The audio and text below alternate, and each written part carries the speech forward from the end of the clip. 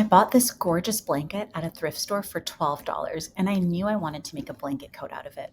I used a coat I already had that I liked the fit of as a pattern by tracing the front panels and the back panel, leaving room for seam allowance where needed.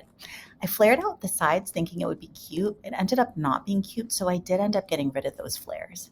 I sewed the shoulders of the front and back panels together about 5 inches on each side, leaving space at the neck to later attach an oversized collar.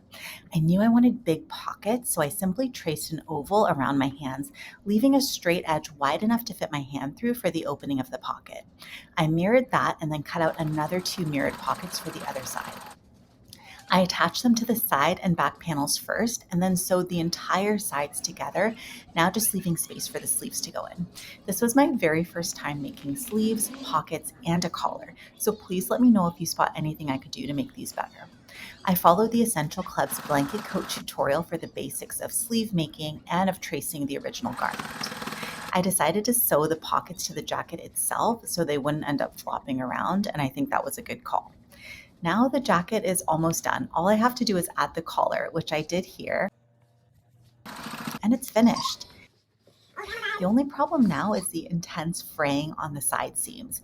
I didn't have a serger yet, so I took bias tape and just wrapped it around each seam and simply sewed it down. I don't know if this is an actual sewing technique, but it worked for me for the amount of bias tape I had, so I'll call it a win.